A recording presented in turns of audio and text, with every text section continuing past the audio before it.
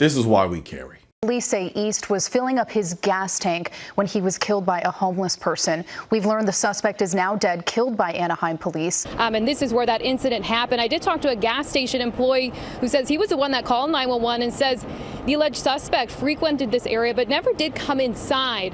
And we're also learning more about that victim this afternoon. Former NASCAR driver, 38-year-old Bobby East. Officers found him at the 76 gas station here after he had been stabbed in the chest. He was taken to the hospital but later died. During the investigation, officers identified Trent Williams Millsap as a primary suspect in the stabbing. And just yesterday, investigators served a warrant at an apartment in Anaheim where a SWAT team found him. Officers say he became confrontational and a police canine was sent in, ultimately leading to a shooting.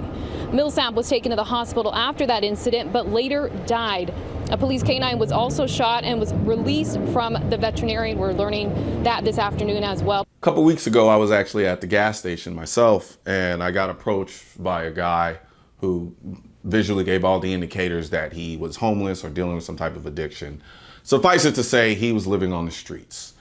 And I picked him up quite a ways before he actually got to me. When he came up to me, I actually positioned my car between me and him. And I just basically, as best I could, let him know, like, dude, I'm not really interested. That being said, at the same time, I did feel a little guilty. I don't like having to treat people like they're all potential threats, but I am also a realist and I live in reality, and that's what dictates the way that I engage things. And unfortunately, I had to do that. Now, nothing happened.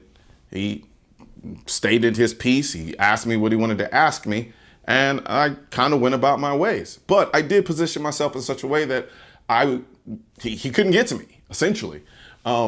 And so I think for a lot of people, we tend to want to err on the side of not offending people or err on the side of not feeling bad about the way we treat people. And I understand that because I go through the same thing. But reality is what reality is. And the reality is there are a lot of people out there who are messed up mentally. There are a lot of people out there who aren't even functioning in this reality. There are a lot of people out there who should be on medication and are not on medication. The reality is there is a mental health issue in this country that is just not being addressed.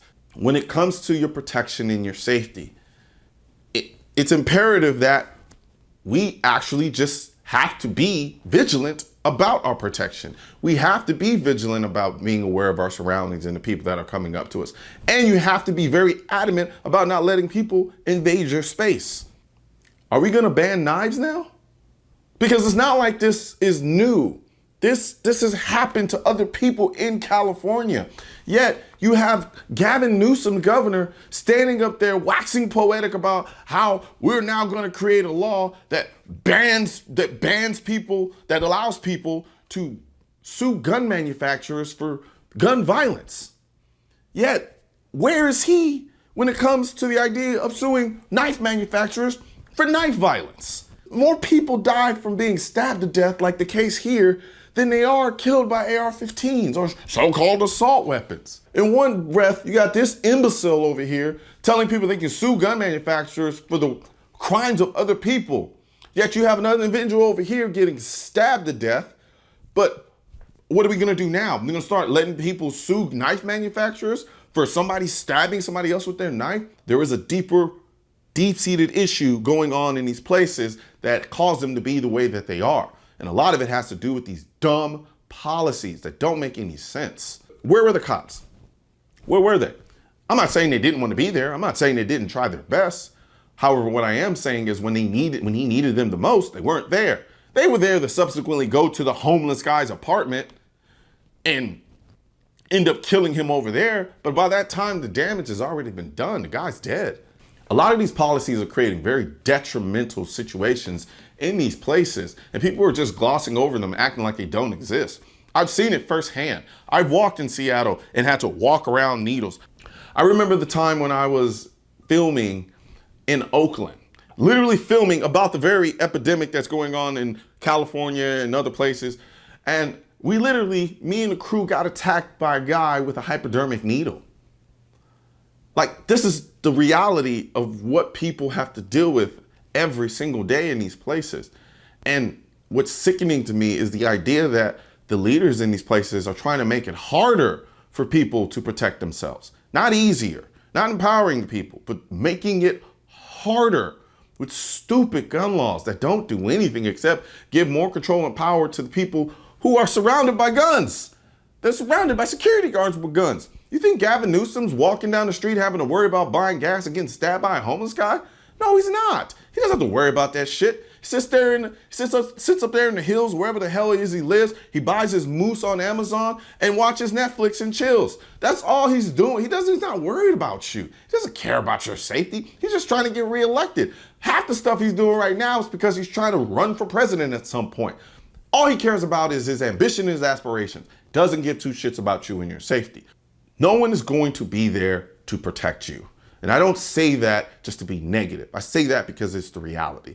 Look at the case we have here. Guy's getting gas. Guy gets attacked by someone. You don't think to yourself you're going to go to a gas station, get attacked by a homeless guy, and get stabbed to death?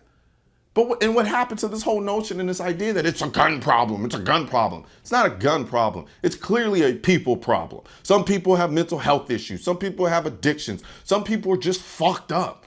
But we have to deal with those underlying issues, because if we don't, this is just going to continue to happen over and over and over and over again. You can ban all you want, create all the gun control all you want. Nothing's going to change. And what do you think now? So imagine in a place like California, imagine, let's say we had it nationally, where no one's allowed to carry a firearm. No one has a firearm. What do you think is going to happen? This is what's going to happen. You're just going to get a bunch of stabbings. And then what's going to happen after that? They're going to say, well, now we need to ban the knives. You know, we talk a lot about empowerment in this country, except for when it comes to the Second Amendment. However, I can't think of anything more empowering than having the most effective tool to protect you and your family. So help me spread this message by liking and sharing this video with everyone you know. And don't forget to subscribe and leave a comment, because the Second Amendment, when it said militia, it wasn't talking about the government.